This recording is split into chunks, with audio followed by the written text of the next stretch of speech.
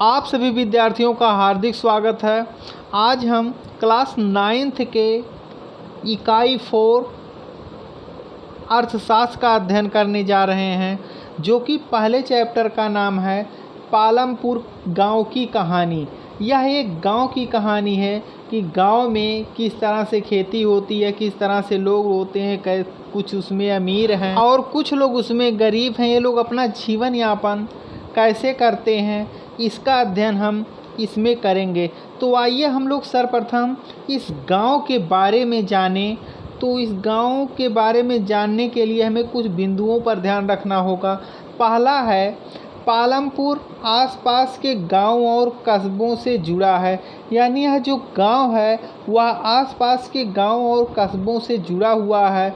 Number 2 है, इस गांव में अलग अलग जातियों के लगभग 450 परिवार रहते हैं, यानी इस गांव में जो परिवारों की संख्या है वह 450 है और इनमें विभिन्न तरह के जातियों और धर्मों के लोग निवास करते हैं। तीसरा पॉइंट है, गांव में अधिकतर जमीन के मालिक उच्च जाति के 80 परिवार रहते हैं, यानी गांव में जो 450 टोटल परिवार है उसमें से 80 परिवार के लोग ऐसे हैं जो उस उच्च जातियों से जुड़े हुए हैं और इन्हीं के पास अधिकतर ज़मीनें हैं।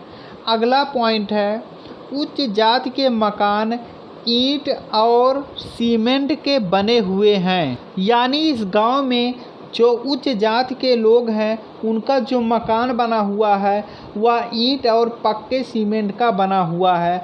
अगला पॉइंट है, दलित लोगों की संख्या गांव में कुल जनसंख्या का 1/3 हिस्सा है, यानी गांव में जितनी जनसंख्या है उसमें लगभग 1/3 जनसंख्या वह दलित वर्ग के लोगों का है। यानी गांव में कुछ लोग ऐसे हैं जो बहुत गरीब हैं, इसीलिए उन्हें हम दलित कहते हैं।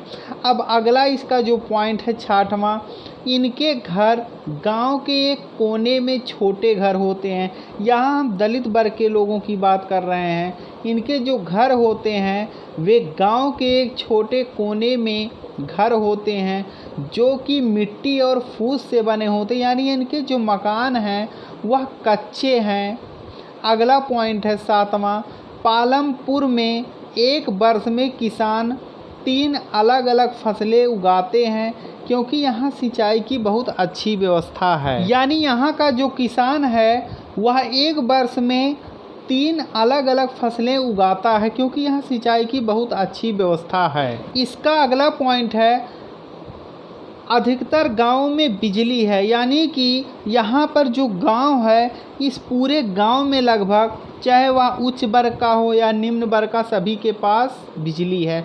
अगला पॉइंट है, पालमपुर में 450 परिवारों में से लगभग 1/3 अर्थात 150 के पास खेती के लिए भूमि नहीं है, यानी यहाँ पर 150 परिवार ऐसे हैं जिनके पास भूमि नहीं है। इसका अगला पॉइंट है, 240 परिवारों के पास भूमि है, यानी 240 परिवार ऐसे हैं जिनके पास भूमि है जो उच्च वर्ग से ही जुड़े होंगे।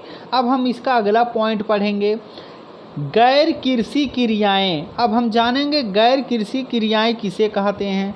खेती उत्पादन के अलावा अन्य कोई उत्पादन गतिविधि गैर कृषि क्रियाएं कहलाती हैं, जैसे लघु विनिर्माण, परिवहन, दुकानदारी आदि को इसमें सम्मिलित किया गया है।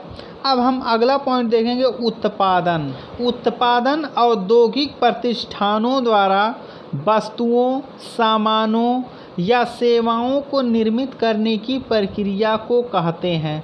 यानी कहने का मतलब ये है, जब हम वस्तुओं और सामानों या सेवाओं को निर्मित यानी बनाते हैं तो उसी को हम क्या कहते हैं, उत्पादन कहते हैं। अब हम समझेंगे उत्पादन के कौन कौन से कारक हैं या इसके घटक भी कह सकते हैं। तो उत्पादन के कारकों के अंतर्गत उन घटकों का समावेश होता है जो उत्पादन के लिए आवश्यक एवं आधारभूत अवयव हैं। अवयव मतलब होता है अंग हैं। एवं जिसके बिना उत्पादन की प्रक्रिया संभव नहीं मानी जा सकती, यानी उत्पादन जो है बिना इन कारकों के नहीं हो सकता है। जो इसके कारक हैं वो प्रमुख रूप से 4 हैं। पहला है प्राकृतिक संसाधन, जैसे जल, भूमि, खनिज क्षेत्र आदि इसमें आते हैं। दूसरा है मानव श्रम एवं पूंजी। तीसरा है प्रबंध एवं तकनीकी। और चौथा है साहस एवं मेहनत। इनमें हम प्रमुख रूप से उत्पादन के लिए निश्चित साधनों को आधा या फिर पड़ते कहते हैं। वेरी इम्पॉर्टेंट है, आधा या फिर पड़ते किसे कहते हैं? तो उत्पादन के लिए निश्चित साधनों को आधा या फिर पड़ते कहते हैं। उत्पादन की प्रक्रिया के चलते वस्तुओं एवं श्रम के उत्पादन को प्रदा कहा जाता है। यह भी वेरी इंपॉर्टेंट क्वेश्चन। यदि क्वेश्चन आ जाता है प्रदा किसे कहते हैं, तो उत्तर होगा उत्पादन की प्रक्रिया के चलते वस्तुओं एवं श्रम के उत्पादन को प्रदा कहा जाता है। अगला पॉइंट है श्रम के साधन। श्रम के साधनों के अंतर्गत गैर मनुष्य साधन जैसे मशीन, उपकरण, फैक्ट्री स्थापना एवं संरचना आदि सम्मिलित किए गए हैं, जिन्हें हम श्रम के साधन कहते हैं। यानी इसमें गैर मनुष्य साधन जैसे मशीनों, उपकरणों आदि को सम्मिलित किया गया है, जिन्हें श्रम के साधन कहते हैं। अब हम इसका अगला पॉइंट पढ़ेंगे, खरीफ की फसल।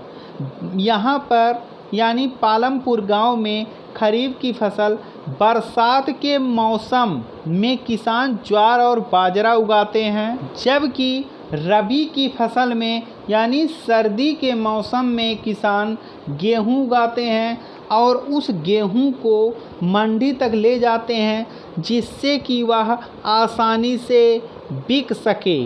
अब हम इसके अगले पॉइंट को पढ़ेंगे, बहुविधि फसल प्रणाली। एक वर्ष में किसी भूमि पर एक से ज़्यादा फसल पैदा करने को बहुविधि फसल प्रणाली कहते हैं।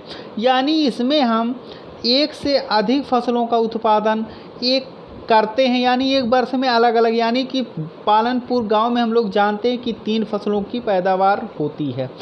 अब हम समझेंगे हरित क्रांति। ये जो फसलें हैं इनका उत्पादन कैसे बढ़ा, यह प्रमुख रूप से हरित क्रांति की देन है, जिसकी शुरुआत 1967-68 में हुई।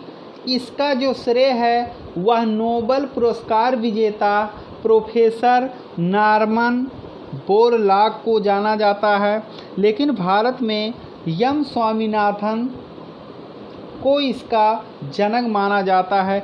यह वेरी इंपॉर्टेंट क्वेश्चन है। यदि परीक्षा में पूछ लिया जाता है कि हरित क्रांति के जन्मदाता कौन हैं, तो इसका उत्तर होगा प्रोफेसर नॉर्मन बोरलॉग। जबकि यदि क्वेश्चन पूछ लेता है कि इसके जनक कौन हैं, तो इसका उत्तर होगा एम स्वामीनाथन। यह मुख्य रूप से जेनेटिक वैज्ञानिक हैं। अब हम पालमपुर में परंपरागत बीजों से गेहूं की उपज 100 किलोग्राम प्रति हेक्टेयर थी। कहने का मतलब ये है, जब यहाँ पर हरित क्रांति नहीं आई थी तो यहाँ उपज बहुत कम होती थी, लेकिन जब हमारे यहाँ पर हरित क्रांति आ गई तो यही जो पैदावार कम हो रही थी, इसके उत्पादन में तेज़ी से बढ़ोतरी हुई और यहीं पर HYB यानी हाइब्रिड बीजों से यहीं की यानी पालमपुर का जो उपज बहुत कम था वह बढ़कर 3200 किलोग्राम प्रति हेक्टेयर तक पहुंच गया। यह एक बहुत बड़ी सफलता हरित क्रांति की भारत में मानी जाती है, जिससे द्वारा हमारे यहाँ पर उत्पादन डबल हो गया। अगला पॉइंट है डाला। अब यहाँ हम समझेंगे डाला कहते किसे हैं। डाला पालमपुर में दैनिक मजदूरी पर काम करने वाला एक भूमिहीन श्रमिक है। ध्यान से समझिएगा, क्वेश्चन आ जाएगा डाला किसे कहते हैं, तो इसका उत्तर है डाला पालमपुर में दैनिक मजदूरी पर काम करने वाला एक भूमिहीन श्रमिक है। पालमपुर गांव में एक दिन का जो न्यूनतम वेतन है वह 300 निर्धारित किया गया है। यह मार्च 2017 का आंकड़ा है, लेकिन यहाँ पर जो श्रमिक थे यानी डाला जो श्रमिक वर्ग था उसको मात्र 160 रुपये ही मिलते थे, जिसके वजह से ये लोग जो है मजबूरी में खेतों में काम करते थे, क्योंकि यहाँ पर जो भूमि था वह अधिकतर उच्च वर्गों का था। भूमिहीन होने के कारण इन लोगों को इसी दर पर ही मजदूरी करने पर विवश थे, अर्थात यहाँ का जो डाला वर्ग था उसे मजदूरी बहुत कम ही दी जाती थी। यहाँ पर कुछ इम्पोर्टेंट क्वेश्चन है कि कृषि मजदूर किसे कहते हैं, ध्यान से समझिएगा। कृषि मजदूर किसे कहते हैं, अब हम समझेंगे कहते किसे हैं।